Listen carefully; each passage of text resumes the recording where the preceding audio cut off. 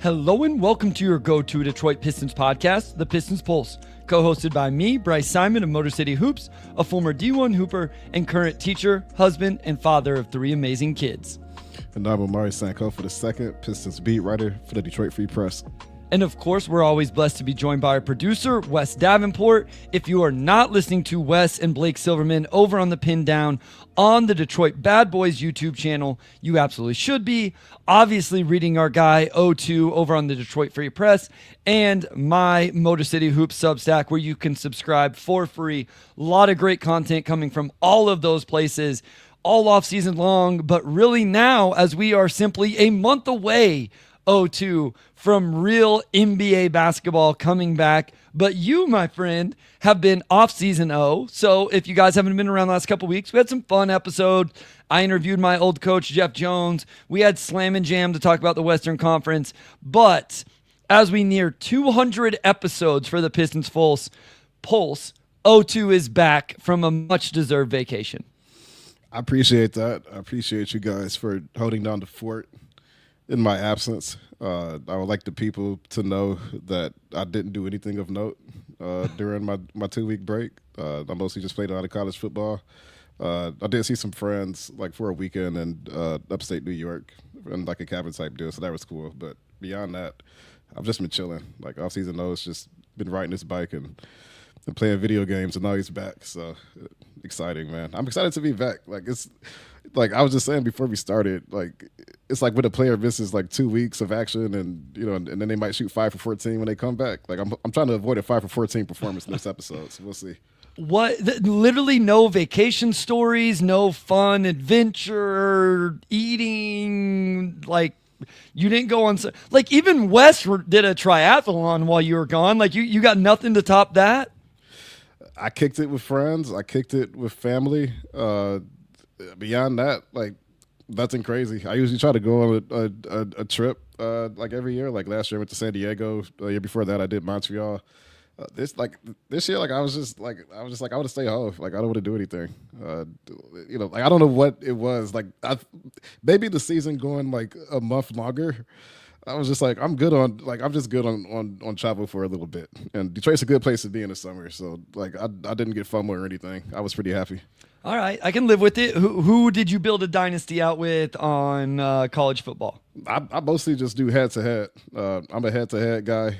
Like, I get bored playing a computer. Like, I like the adrenaline rush and dopamine hit of, like, beating actual people. And I just hit Heisman. Like, I'm an Ultimate Team guy. Like, I don't spend any money, though. Like, they have all these ways to monetize it. I'm not going to go off on too much of a tangent, but there are people who just spend all their money on cards and I still beat them. So that's what I did, and it feels good. Wes asked me in the chat, is it worth the price? Probably. Like I've already got my money's worth, so I'll just go ahead and say yeah, it's worth the price. And I like college football a lot more than Madden too. So.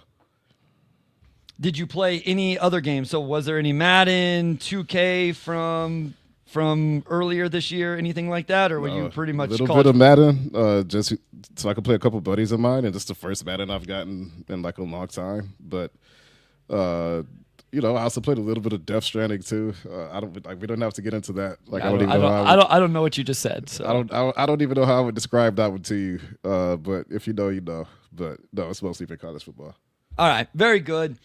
I know we got the Lions starting this Sunday. NFL starts up. College football has started up, a big weekend. But like I said, we're truly a month away from the NBA season.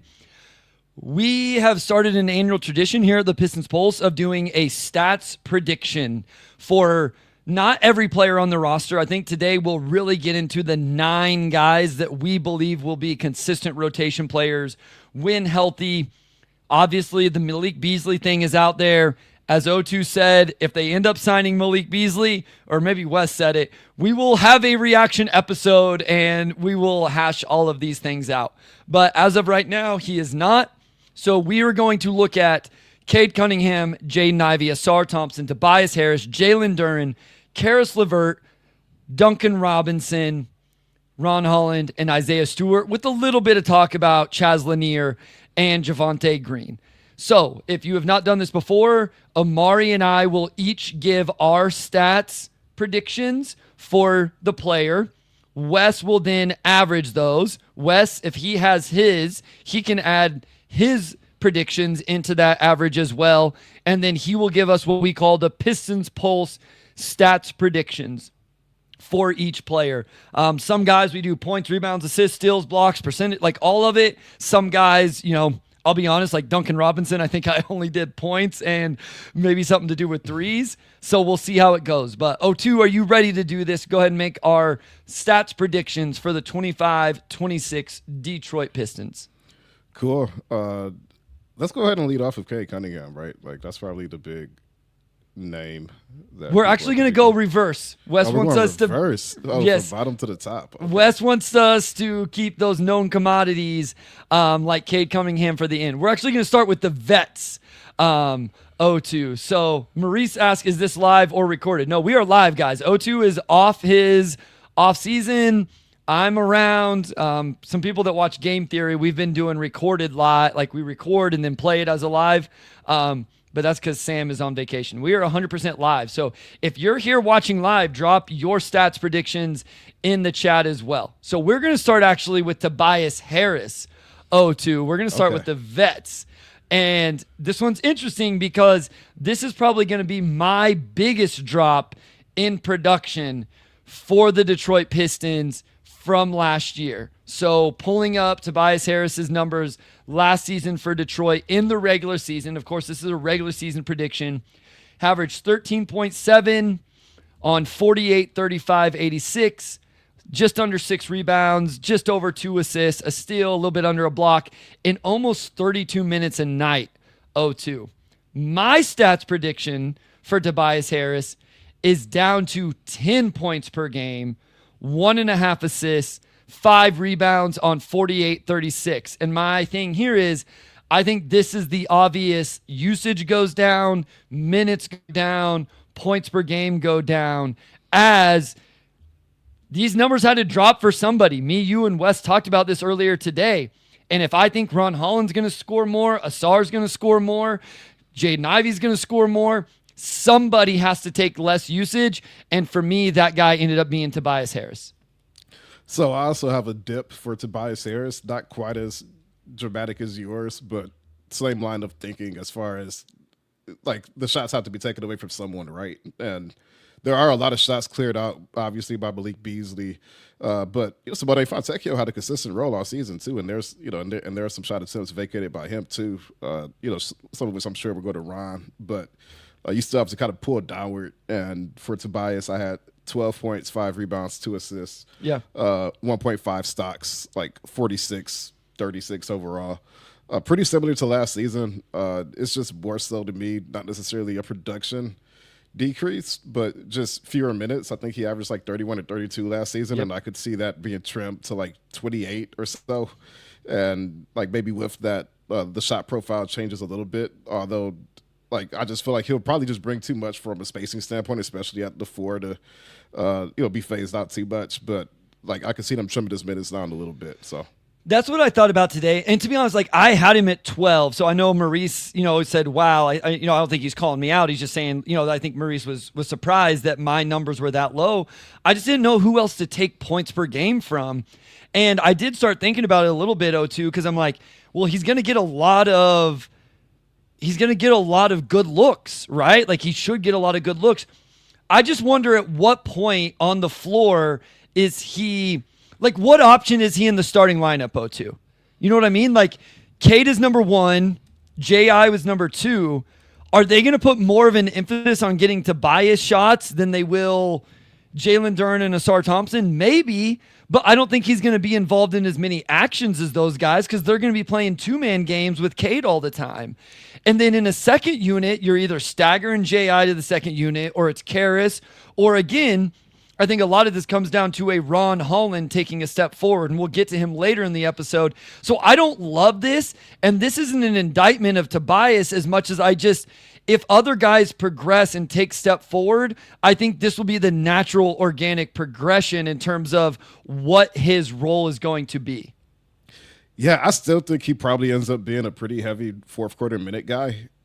Just with them still being a tad younger and Like, I think they like what Tobias brings. I mean, we saw what he, brought in the playoffs just from a stability and playmaking standpoint in those moments, especially as, I think his shot picked up a bit as last season went on. So I guess that's what's curious for me is, like, if he still ends up being a guy who's closing games, then he's still probably generating close to the shot attempts he got last season. So, it's tough to say exactly, the extent that will be cut back, but I still think Tobias probably still has a little too much juice as a scorer, and especially as an outside floor spacer, for them to trim too much more than, maybe 3 or 4 minutes fewer than last season. I think what would be interesting is I think it comes down to his 3-point percentage a lot. Like, what I think a lot of his attempts are going to be threes. I don't think we're getting a lot of ISO Tobias Harris, assuming health, right? Like, we're assuming these 9 guys stay healthy. In the playoffs, he averaged 16 a game. He was the second leading scorer in the playoffs, and he shot 44% from 3. So, listen, I don't love this. I just had to trim points somewhere, and I struggled to go anywhere other than Tobias. Our Pistons Pulse stat line average from all 3 of us lands Tobias at 10.7 points, 5 rebounds, 1.8 assists, 1.5 stocks. So, and West had about 10 points per game. Yeah. And Marie says, I just expect more from a starting power forward. I don't disagree. It's just like, again, I think if you're going to prioritize Asar, Ron, J.I., etc., I think he's the guy that the usage is going to go down. And I think eventually, my hope is Tobias just gets signed to a few more years and he does transition into the backup 4 and they find that starting 4, whether it's Asar, Ron, or somebody like that. So, let's talk the new guys, and we're going to start with Caris LeVert. Obviously not on the Detroit Pistons last year. He split his time between the Cavs and the Hawks. Combined with those 2 teams in 64 games, he averaged 12 points in 25 minutes on 47, 37, 71, 3 rebounds, 3.5 assists, low turnovers, didn't hit a steal or block per game. My stats prediction for Caris LeVert 02, 10 points per game, 3.5 assists, 3 rebounds on 44, 35 from the field. So that's a touch below his career average in terms of points. I'm not sure what the minute load ends up looking like. Could be bigger numbers if they actually only play this 9-man lineup. Where do you end up on Caris LeVert? Okay, so I'm actually a little bit higher on Caris as a scorer. And looking at my numbers now, I feel like I kind of cheated a little bit because I really have a lot of guys averaging within a couple points of each other. I have some of the same, to be honest with you, Omari. And I think that's how it could end up breaking down. But I have Caris at 12 points. 3 assists, 3 rebounds, 44 overall, and then 36% from 3. Yep. And I just think he's so much of a Swiss Army knife. Especially a guy that's 6'6", 6'7", that could play in any lineup. I could see him being a guy who could potentially close some games for you as well, especially if he has the hot hand going. I think he'll handle a lot of secondary playmaking. Depending on how much they put J.I. on ball versus off. And a lot of that comes down to his shooting as well, because if J.I. is going to shoot 41% from 3, then, maybe you do want to put the ball in Caris' hands and take J.I. off a little bit more. But, I just see his role being really important to the team. And, just because he's a scorer, I could see him cracking double digits and being around the same points per game as Tobias, even though he'll probably come off the bench, obviously. Yeah, no, I think he's going to play a huge role for this team. I could see him scoring more if there are any injuries or if a Jaden Ivey doesn't end up being the scorer that I think he needs to show to be this year, or Holland doesn't take a step forward or something like that. Our Pistons Pulse stat line prediction lands him at 11 points per game, 3 rebounds, 3 assists. Wes had him at 11, so we split the difference there between that. I think 3 rebounds, 3 assists seems about reasonable for Caris LeVert. Not going to be a whole lot of rebounds to go around, as we'll talk throughout the episode. I think the assists, kind of what he is as a playmaker is interesting to me, O2, right? Because we all know what Cade Cunningham is. What I'm fascinated is who kind of takes the lead in terms of playmaking when Cade Cunningham's off the floor. Is it J.I.? Is it Karis LeVert? Is it Asar? Is it Ron Holland? Is it truly a combination of all of those guys in some capacity? I think that's one of the biggest things I'm interested to see is who is kind of that primary creator, initiator, playmaker when Cade is off the floor this year. I think there's an argument be made that Karis does quite a bit of that. Yeah, and that will be something to watch. We talked to Trajan about it in July, and he basically said J.I. is kind of their quote unquote big free agent signing, and he'll handle a lot of that backup point guard duty. Obviously with Dennis Schroeder now in Sacramento, and that's the road J.I. was in before the injury, obviously, and he's shown that he can produce at that level, but I still view him more as like combo guard than like a guy that you want pounding the ball every single possession. And I don't mean that in a negative sense at all. I just think if you have Karis LeVert, who's proven who could be that type of playmaker, then they should probably split those on ball minutes. To me, if Cade's sitting down the middle, you could take J.I. off ball a little bit more, let him get some open shots. Maybe create some easier looks at the rim. I think there's a lot of benefit to leaning on Karis, like as much as they can as far as that. Pistons fan says, great show. Are they taking questions today? If you put a question in the chat, I'll star it. We'll see if we can get to it later on. I saw we had one that maybe when we talk about J.I., maybe if you put one about a specific player, maybe we can get to it whenever we talk about said player. But we're going to finish off here with the vets with another edition of Duncan Robinson from the Miami Heat. Obviously, just like with Karis LeVert, a lot of Michigan, Detroit fans familiar with these guys. Duncan Robinson last year in 74 games averaged 11 points on 44, 39, 89, 2.5 assists, just over 2 rebounds. I'll be honest, I didn't even put those things on mine. All I put was points per game. And I have Duncan Robinson at 9 points per game. This was another guy where I wanted to be a little bit higher, but once I started adding up all the numbers with where I have a couple other guys, it was hard to get him to 10 or 12 points a game. So I'm going to end up with Duncan Robinson at 9 points per game, and I think we see him take 7+ threes a game, though, even in the minutes he gets. So I have Duncan Robinson at 12 points per game. And okay. Like you, I didn't really bother with the other numbers because, he's going to be out there shooting threes. Part of that is just because Malik Beasley averaged 16 a game last season. And I think Duncan Robinson is within the same caliber of shooter. I don't know if he has quite Malik Beasley's shot volume, but you look at the shots being vacated by Malik Beasley and Tim Hardaway Jr., and you probably want Duncan Robinson absorbing as many of those shots that's possible.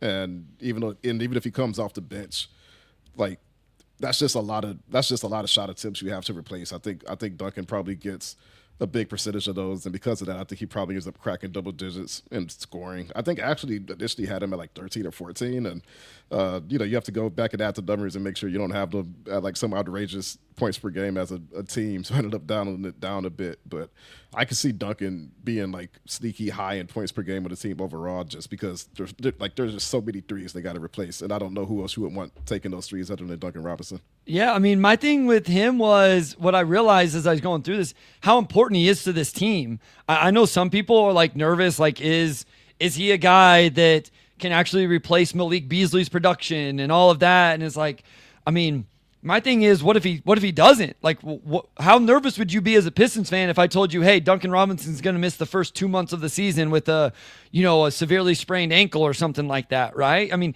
he is just vitally important to this team in terms of the floor spacing, because you take him out and then all of a sudden like J.I. had really good 3-point percentage last year, and LeVert can make shots and Harris can make shots, but you don't have that guy that just like, this is what he does. This is his elite skill. Or even the Tim Hardaway Jr., he was at least high volume, even if it was a little bit up and down. So the Pistons Pulse line is 10.3 points per game. Wes had him at 10 points per game. So we're all kind of here. I'm interested to see some of yours, because I feel like you have come in higher on these veteran players, so I'm kind of interested to see where we differ then as we get down the road to some more of the younger players and where they land. Real quick, I don't know that we're going to get into the specific numbers, but let's start with Chaz Lanier. Let's just go, like, what do you think minutes played? Could be total per game, games played. What are you thinking for Chaz Lanier? Yeah, I mean, realistically, he's probably a guy that sees minutes in garbage time, where if there's any injury, you give him a shot. But they have depth on the wing. He's a guy like at 6'4" who's going to be playing a lot of like off guard, probably more of a pure 2 or 3, and he's competing with minutes for just a lot of guys in that range. So, uh, I would be surprised if he had a significant role early on. Like he'd have to be killing it in camp or something else happened rotation wise to clear some minutes for him. Yeah, and I think that goes for Javonte Green as well. I did a video breakdown on Javonte Green over on the Substack. If you guys want to check it out, thank you for everybody that's supporting me over there. I think I'm up over like 1,250 subscribers. A lot of those things have gotten over 1,000 views, whether it's the written or the video. But I think I'm with you, O2. To me, if I'm JB Bickerstaff right now, I'm looking at my team and I'm planning on a consistent 9-man rotation, and then I'm playing the hot hand either as the 10th man or the sub that I need, whether that's Sasser, Lanier, Javonte Green, Paul Reed, Bobby Klintman. I know there's one more roster spot available eventually. You even have the two-way guys that have been interesting, especially Dennis Jenkins. So that's how I envision this right now. So with you, I don't foresee a consistent role for Chaz Lanier or Javonte Green right now to start the season in terms of the rotation. So I think it's just, hey, somebody's injured tonight, somebody's not playing, foul trouble, something like that. Then those guys get minutes. We are going to get into the young guys that I think are going to be the most fun part of this conversation. That is Jalen Duren, Jaden Ivey, and Asar Thompson. We'll get into those three right after this.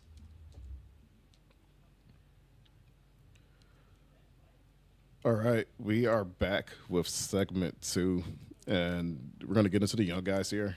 Sounds like we're going to lead off with Jalen Duren. This should be fun. Bryce, I'll let you lead off with your Jalen Duren prediction. So Jalen Duren last year, just under 12 points on just under 70% from the field, a guy that understands his role. Free throw percentage went down from the year before, something that was talked about all year. Over 10 rebounds, just under 3 assists. 0.7 steals, 1.1 block, 1.7 turnovers. My projection for Jalen Duren this year isn't a huge jump in the box score numbers, but I went with 12 points, 3 assists, 11 rebound, and 2.5 stocks. My big questions, and I think this is what will be fun to talk about, is does he play more minutes? Last year, he played 26 minutes a game.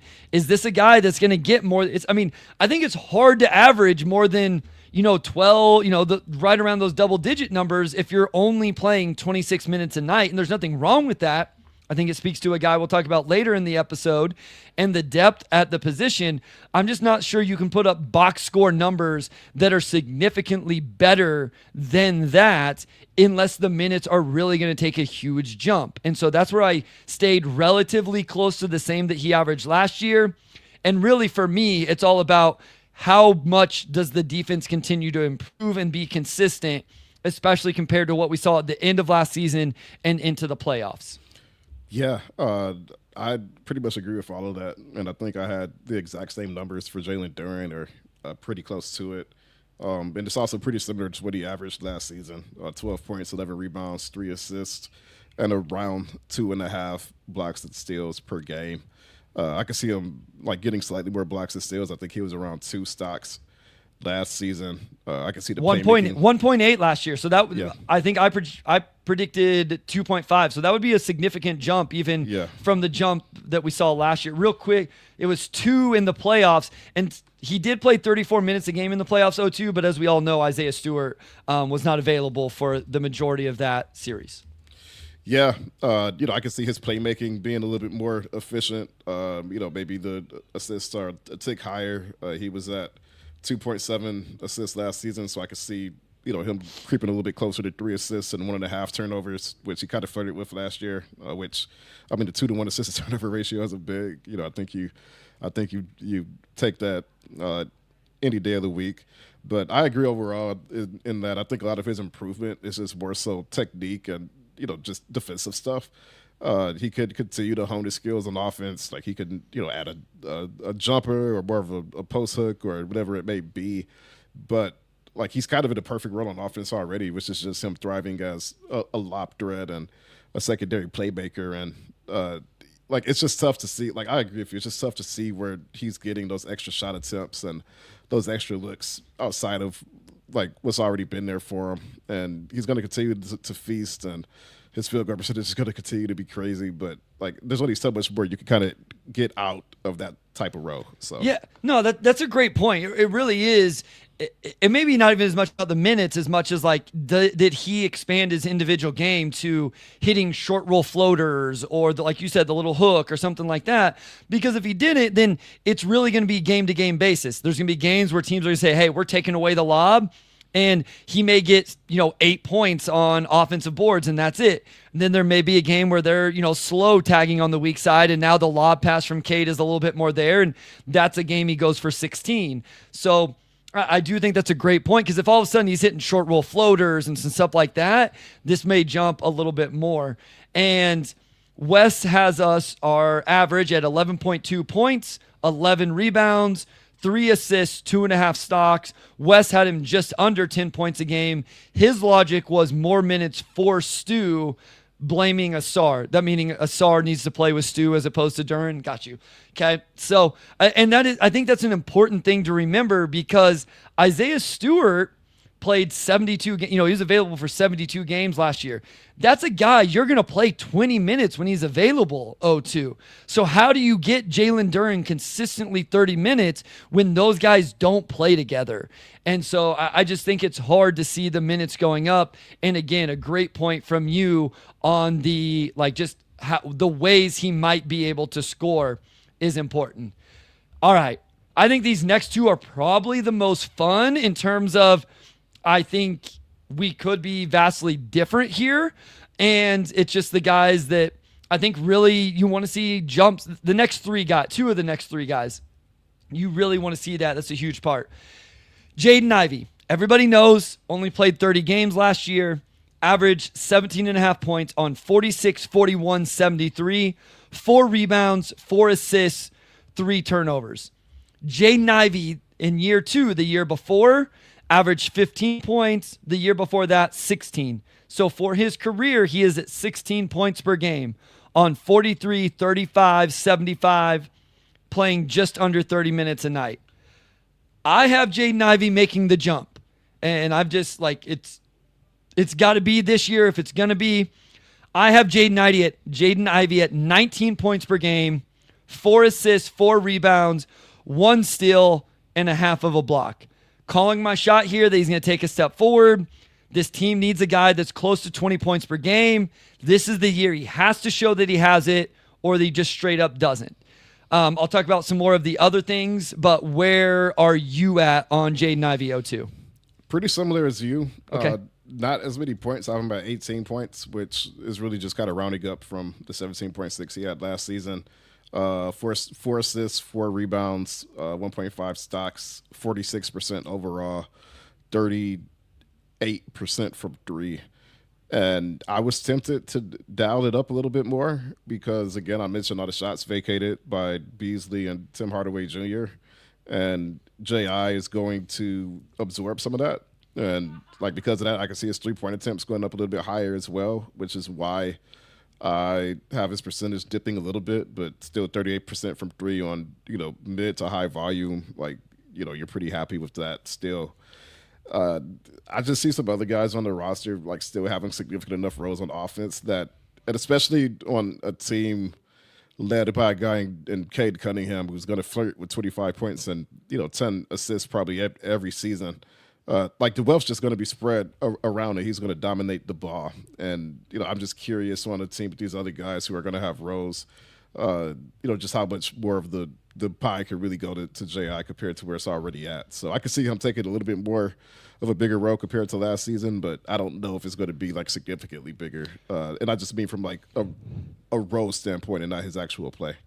Yeah, I mean, my thing was I wanted him at 20 points per game. Like I said, I think calling your shot on Jaden Ivey is saying that he's going to average 20 this year. Because if J.I. averages 20 a game this year, I mean, there's a real argument that can be good enough for the number 2 guy on your team. I have that all broke down. Top 2 scores. over the last, I looked at Eastern Conference and Western Conference finalists. The average, I think it was the last 10 years, the 4 teams that made it to the conference finals. Omari, you want to guess what's the average points per game? So this was the last 10 years. The average of the top scorer for the 4 finalists, and the 2 in the Eastern Conference, the 2 in the Western Conference. So the best teams in the NBA. What do you think the average points per game are for the leading scorer on those teams over the last 10 years? I would guess 27. Yeah, it's 25.8 is the average. The median is 25.9. Like the minimum and maximum is like there's some real outliers. So same thing. The 40 best teams in terms of making conference finals over the last 10 years. You want to guess what the number 2 scorer was on average for those teams? The number 2 scorer on those teams. 21. 20.8. Okay. If you go just the last, I think this one is just the last 5 years, it's 21.3. In my mind, I just literally was like, I think Jalen Williams averaged 21 points a game last sure. season, so I just kind of went off of that. And for what it's worth, the third leading scorer, the average was 16 points per game. And again, I have the medians, the max, the mins, the outlier teams, all of that. My point here is I've wondered, like, if J.I. gets to 20 points per game, is that enough to consider him to truly be the number 2 option on a team that makes the Eastern Conference Finals? And I think the fact we've seen Cade Cunningham be the 25, 26 point per game guy and know that 20 points per game is enough for the number 2 guy, I would say yes. Now, there's always context to it. You can't just say, oh, he averaged 20 a game, he's it. But I think that's why I kind of look at that 20 points per game for J.I. this year as like the benchmark. Because if he's at 17 again, they may have to go like, hey, this isn't going to end up being good enough. But if he's at 19 and a half, if he's at 20, and I put in here, Omari, I think I see an uptick in 3-point attempts per game for him. I think you mentioned that as well, right? You see him shooting more this year? Yeah, I see him taking more. Like somebody's got to take him. He showed last year that he can. I don't see why it wouldn't just that naturally become a bigger part of his game. Yeah, so I have him at 6 per game. I think he took 5.1 last year. And I think, like you, that's why I would have his 3-point percentage come down a little bit to 38%. I want to talk about the assists. So Jaden Ivey, throughout his 3 years, he averaged 5.2 assists his rookie year. If people remember, that was the year that Cade got hurt. It was J.I.'s rookie year, then 3.8, then 4. Where did you end up with him at assists per game? Because I kept him at 4, even if I think he's going to play some more minutes. Again, because I think we're going to see more playmaking from Asar Thompson, potentially Ron Holland, Karis LeVert. Yeah, I also had him at 4 assists, and I could see his playmaking becoming more efficient, similar to Duran, where maybe you get a little bit closer to 4 assists and 2 turnovers. I think he was around 3 turnovers a game last season. So if you could cut down the turnovers, that would be great. But I think a lot of the playmaking outside of Cade will be by committee. You're going to have a lot of pushing the ball in transition. Like you said, Asar, can handle playmaking responsibilities. Duran can handle playmaking responsibilities. I just don't know how many more assists there are going to be left for J.I. to average once you take into account everybody. And that's kind of where he's been anyway, around 4 assists for his minute load. So that just feels like a pretty safe prediction.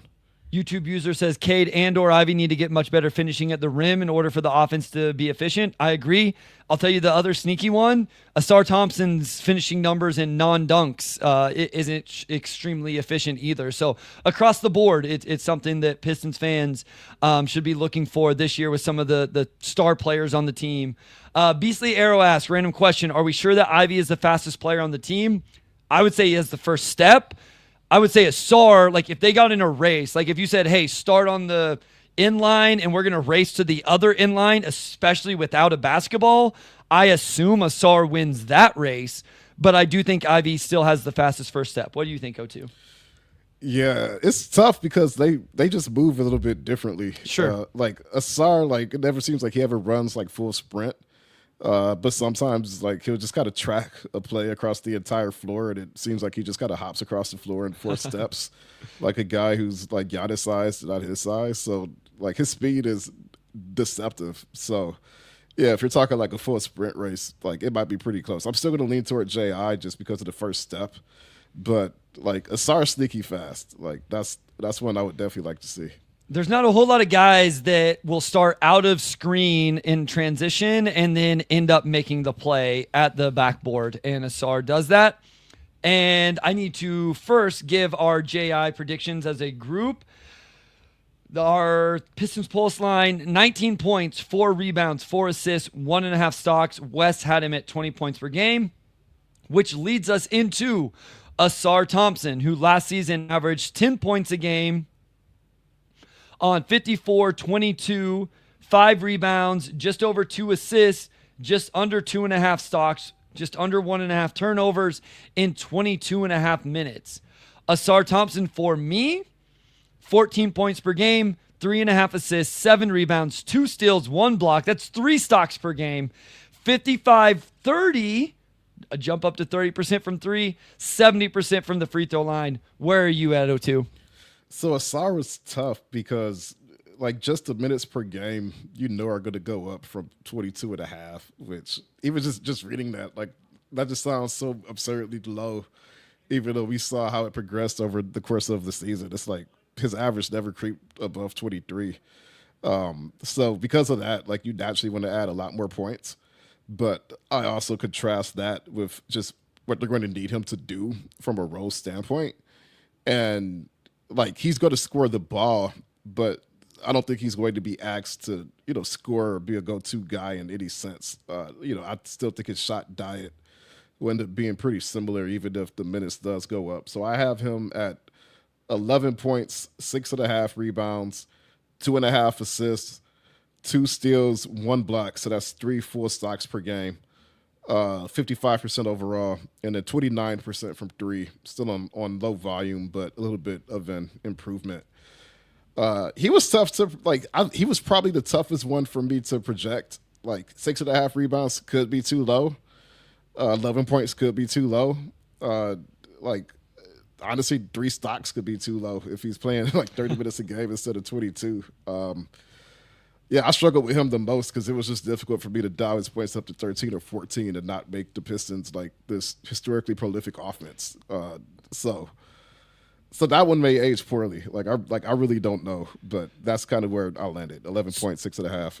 So it looks to me like Asar, and my guess is Cade. And it's not going to be a wide gap, but my guess is those are the 2 guys that are going to be 5 or 6 point difference in terms of me being higher, you being lower, and you giving those points to the veterans, which I don't think is great. Like, I think my thing with Asar was just like, he averaged 10 last year in 22.5 minutes. Like, he's going to play like 28 this year, right? Right? And then, I don't know, maybe he doesn't. And in the playoffs, he got to the free throw line all the time. Even though the points per game didn't jump a ton, he got to the free throw line 6 times a game. This is a team that seemed like just played faster throughout the year, and I assume they come back next year and play at that same speed from the start of the year. The offensive rebounding, him forcing transition off his, forcing turnovers. So I understand where you're at, O2. I just feel like he's a guy that's going to, cut and finish, offensive rebound and finish, transition and finish. And it's like, how easily does he get 8 or 10 points? And then do they run some stuff through him this season? Even in the half court, do they run some actions? Again, for his video breakdown over on the Substack, I specifically chose a game where Cade was out and you saw them use Asar as the focal point of the offense and run some interesting things with him.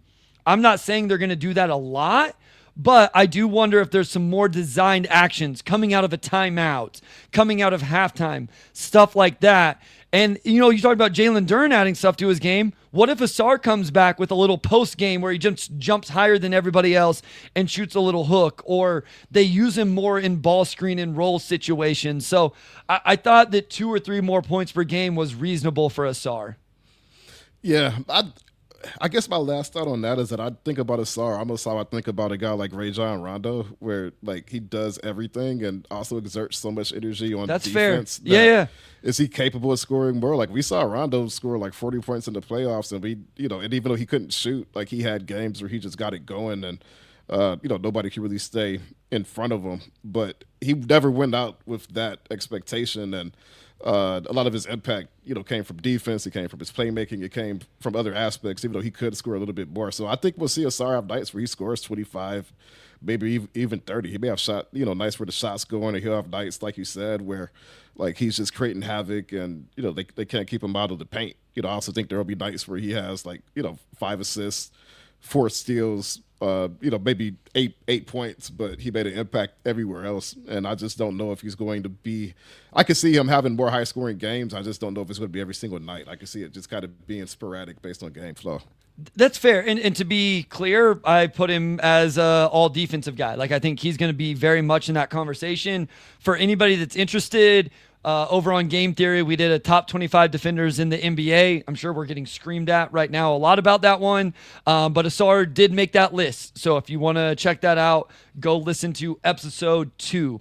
Is whenever we talk about Asar. We do talk about Isaiah Stewart a little bit at the start of episode 1. Spoiler, he did not make the top 25, but he was mentioned and talked about. So our Pistons Pulse line for Asar Thompson, 12.3 points per game, just under 7 rebounds. I wonder if that's where we end up all being short, is him averaging more rebounds per game than that. 3.5 assists, 3 stocks. Wes said I had him at 12 points, and I'm all in for the 3 stocks. Like Wes said, I'm praying for 8 rebounds per game out of him. I do wonder if the rebounds per game is where we all end up being. I wonder if that's where we end up being a little bit short. Here's another really good point. There will be nights where Asar has much less impact due to foul trouble. That's true. The one thing I will say, elite defenders, especially when they get the reputation of being elite defenders, seem to get a better whistle. And I think Asar is going to be very close to, hey, this is one of the best defenders in the NBA, and we're going to quickly start seeing him get that type of whistle on the defensive end of the floor. But we have a few players left to go, including Cade Cunningham, Isaiah Stewart, and the young Ron Holland. We'll start with the face of the franchise, Cade Cunningham, right after this short break. All right, we are back with segment 3, and we're going to lead off with, our last 3 players. Cade Cunningham will be up next. Bryce, I'll let you lead off, coming off of his breakout All-Star, All-NBA season. Where do you have Cade Cunningham season? Cade Cunningham, Detroit Piston All-Star, Detroit Piston All-NBA third team, snubbed, should have been second team, and 7th in MVP voting with a season of 26 points, 6 rebounds, 9 assists, a steal, just under a block on 47, 36, 85. I kind of had forgotten how ridiculous his season was until I went back and read the numbers. Yeah. And here's the funny thing, Omari. I went higher. 27 points, 9 assists, 6 rebounds, 1 steal, 1 block for the face of the franchise. And I think what Cade Cunningham does this year is solidifies himself as a perennial all-NBA level player, as an MVP conversation level player. I don't want to say a lot of guys have like a single all-NBA season, but there's probably some that you could find out there. I think what Cade shows this year is that no matter what, every year, regardless of injuries from other players, who's eligible, who's not, he's in the running in all NBA conversation and MVP conversations. A stat line of 27, 9, 6, 1, and 1 would truly be a historic season in terms of having 1 steal and 1 block along with those other numbers. So as much as I'm calling the shot with Jaden Ivey, maybe even Asar Thompson, I am very much calling my shot with Cade Cunningham, that he not only replicates last year, but he actually builds on it just a little bit. So this may be a cause for some debate. I have Cade taking a step forward in several ways next season. But I actually predicted his points per game dipping a little bit. Sure.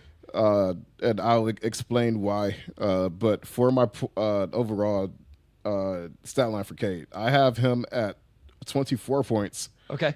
10.5 assists. Okay. Let's go. 7 rebounds, 2 stocks, 48% overall, 37% from 3. Yeah, I think his scoring goes down a little bit. I think his playmaking goes up. The reason for that is because Cade Cunningham was 4th in the NBA in shot attempts per game last season. It was Shea, LaMelo, Tyrese Maxey, Cade, and then Luka, and then Anthony Edwards. So, like, he's taking a lot of shots. Like, I don't think his shots per game go up. I think it's probably going to go down, especially if guys like Ji, guys like Asar, guys like Ron, who we'll talk about here soon, take a step forward. And like, I think that'll correlate with Cade just playmaking a little bit more. And honestly, that's really just it. I looked at who led the league in like shots last season. Shea led the league at 21.8, which was just one more shot per game than Cade, which was 20. If Cade's efficiency, if he still stays the same and his efficiency goes up, like let's say he shoots like 38% from three, then that's one thing. But my prediction is that his shots per game dips a little bit, and because of that, he'll still be really efficient, but it'll just be a trade-off between his playmaking and his overall scoring. So here's the thing, O2. In general, who I think Cade Cunningham is in his heart of hearts, I agree with you. I've been saying since he was drafted that I thought that Cade Cunningham would definitely be the best player on a championship team, but he may not be the leading scorer. Because I thought in his heart of hearts and what made him special was his all-around game. That he would be like a 23-point-per-game guy that averaged 10 assists, 7 rebounds, was above average on defense, the steals, the blocks, all of that. So in general, I agree with you. I think where we differ is I think we're 1 year away from that version of Cade Cunningham. I think we get 1 more year of do-it-all Helios. I mean, it's not heliocentric, but like he's scoring, he's creating, he's doing everything. And then whether it ends up J.I., whether it's Ron a year from now, whether it's a free agent or a trade addition a year from now, then I think we get the step back year in terms of points per game. I love that you brought the points per game down, though, and brought the assists up. Like, that is beautiful stuff. What did you have? I stopped listening after 10.5 assists because I was so happy. What did you have for rebounds and stocks for him? Yeah, I had him at 7 rebounds, so the rebounds go up a little bit. I had him at 2 stocks. Yeah. So you could divide that however you want between steals and blocks. It'll probably be pretty even, honestly. And, 48% overall. He shot, I think, 47 last year, so a little bit higher. And then 37% from three, which he was around 35, 36 last year. So fewer shot attempts, but he's a little bit more efficient. I agree with that. I think my biggest thing with the points is, and I don't disagree with you that even maybe the attempts go down. I got to believe he's going to get to the free throw line more at some point in his career, and I'm hoping that's this year. That's a good point, too. I talk about shot attempts, but some of that could also come from free throws, which Shea, he's averaging whatever he averaged last year, like 33, because he's getting to the line so much. So. Yep. Or if Cade's 3-point volume goes up, or he has a really good percentage year, something like that. So our Pistons Pulse line for Cade ends up at 26.3 points per game, 6.5 rebounds, just under 10 assists. I'm going to round all the way up on that, 10 assists per game, and 2 stocks. Wes had him at 28 points per game, and Wes says free throw attempts go up, and he believes Cade loves getting buckets. So maybe a little differing opinions there for me and Wes on like who Cade is in his heart. At the end of the day, I don't think it matters. I think we all know that he's really good. It's just a little bit of a nuanced thing of, what do you see him and what do you think Cade sees himself as? I will say this. I think a couple of the biggest things I'm looking at, can we get the turnovers under 4 per game, Omari? I do think that that's something I would love to see. They got up to 4.4 during the regular season and over 5 in the playoffs. And can we see him be that above average defender? Whether he's closer to your points and assists or my points and assists or Wes's points and assists, any of that is going to be a major positive. He's driving force of offense. Can he bring the turnovers down while doing it? And can he be that two-way impact that we saw a lot of last season? Because if he's a better than neutral defender with the stocks and then what he does offensively, again, that's a perennial all-NBA player in this league O2. Yeah, I mean, there's no doubt about that. He was extremely productive in all areas last season, and I think we all agree that the productivity is going to be to the same extent next season. He's going into year 5. And I thought last year was the first year that he really began to just kind of put together all of the different ways he can impact the game. Yeah. And like I just said, he can only get better. So it'll definitely be fun to see what that looks like. Real quick, do you think is there any chance his minutes go down? He averaged 35 minutes a game.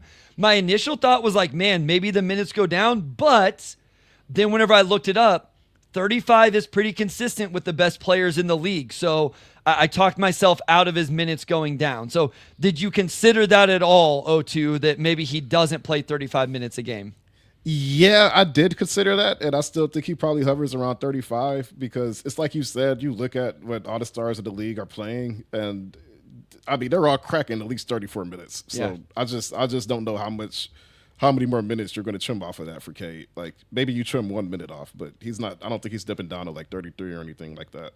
Agreed. All right, next up, Isaiah Stewart. This one will be fun. I think we all understand the impact of Isaiah Stewart. Again, Sam and I both had him just outside our top 25. I think I could solidly say we considered Isaiah Stewart a top 30 defender in the NBA, not in terms of just bigs or something like that. And one reason was the minutes per game. We did factor in, like, he is only playing 20 minutes per game, but I think it just speaks to, and that list is littered with really, really good defenders. So Isaiah Stewart has consistently proven his defensive impact and how good he is. But when you look at the box score, that impact doesn't necessarily show up as much. He averaged 6 points, 5.5 rebounds, 1.5 assists, half a steal, 1.5 blocks, 20 minutes a game. My stats prediction for Isaiah Stewart: 6 points, 6 rebounds, 1.5 blocks. I think we all know who Isaiah Stewart is. I hope and think that most Pistons fans appreciate him now and what he brings to this team and how important he is. But I don't think all of a sudden we're going to see a difference in the box score numbers. Yeah, I had the exact same prediction. Okay. Which essentially is what he averaged last year: 6 points, 6 rebounds, 2 assists, 1.5 blocks. Like he absolutely maximized his role last season. Maybe they find a way to carve out a few more minutes, and like if he does end up spending some time at the 4, and I guess that's the swing factor. Like if you're going against a team like Milwaukee or Cleveland, which obviously you're going to play those teams a total of 8 times, so you're probably going to need some size up front. And I'm curious if after seeing just how much he drive up to 5 last season, if that maybe gives you some leeway as far as, well, maybe we could play him 5-10 minutes up to 4 here and there, depending on matchup, because you don't want to have to put a Sar or Ron Holland on Giannis or be caught doing something like that. So that's for me the swing factor as far as does he stay at 6 points, or maybe he could get up to 8 if he is playing a few more minutes, he's taking a couple more threes, stuff like that. But otherwise I agree, like I think we've seen what he is in that role, and that's probably not going to shift too much just from a pure minute standpoint. Yeah, I mean, I think the only thing that would sway that's a good point. There are certain matchups where maybe he could play some minutes at the 4 and his minutes go up. The other thing is if, like, all of a sudden we saw the 3-point jumper come back, right? I mean, obviously that was a big talking point last year. It was one of my biggest nitpicks of last season, whether it was Stu, whether it was JB, Trajan, whoever's vision it was for him to no longer shoot threes was a nitpick of mine. It's not a huge thing. I hated to see the amount of time invested into it. It looked like it was at the very least progressing, and then to completely eliminate it was frustrating. But if that doesn't come back, I'm not counting on it. I think we're all probably in line here. Our Pistons Pulse line has him at 6.3 points, 6 rebounds, 2 assists, 1.5 blocks. Wes had him at 7 points per game. YouTube user asks, Omari, is Stu's knee good? Any updates? Any word on I don't have anything to add as far as the specifics of the injury, but everything I've heard is that he's expected to be completely good for camp. So. Okay, very good. Last player. Actually, this one could be really interesting. There might be some variance on this one. So, Ron Holland. I think this is a sneaky one that I think is important for the future of the Pistons, because we talk about the upside of a Jaden Ivey, the upside of an Asar Thompson, of a Jalen Duren.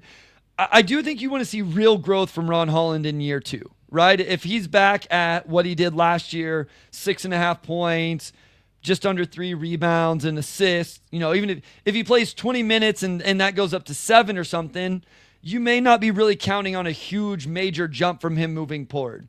So I didn't have a huge jump, but I had enough of a jump for him where you could go like, okay, here's the first step, and then we're going to take another step the next year. I had Ron Holland at 10 points a game, 1.5 assists, 4 rebounds on 47, 33, 80. Where did you end up with the second year Detroit Piston? We are not that far apart. I had him at 9 points, 4 rebounds, 1.5 assists, 1.5 stocks, 49% overall, 33 from 3. I didn't do free throw percentage, but somewhere between 75 and 80 if I had to ballpark it. But moderate leap forward, accounting obviously for his minutes going up from 15 to, maybe in the range of 20. I think we'll see his scoring be a bit more confident, especially getting downhill. And if he can knock down a couple of threes, then that's only going to add to it.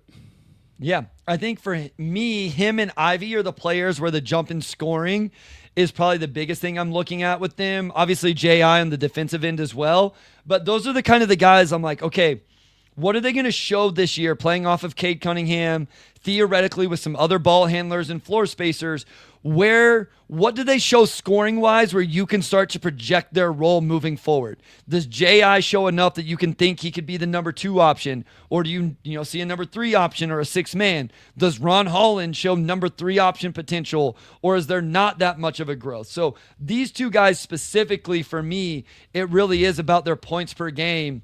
And really not even that, but just their scoring ability that they can show this team. And you mentioned it as well. I think there could be a bigger jump if the minutes per game go up as well. So we end up at 9.3 points per game, 4 rebounds, 1.5 assists, 1.5 stocks. Wes had Ron Holland at 9 points per game as well. So not too far off 0-2. I think the biggest things were I had Cade and who else? J.I. Asar. No, that's it. Cade and Asar a little bit higher in points per game, and where you didn't have those points, you threw those into the veterans a little bit more balanced. Specifically Duncan Robinson and Tobias Harris. And yeah, I still think Duncan is the guy that's like, a year from now we came back and he averaged like 14 or 15 just because of how many threes he got up. I'm just curious to see where that one lands, because Bees did average 16 points a game last season. So that's a lot of points per game that's going to be going to other players.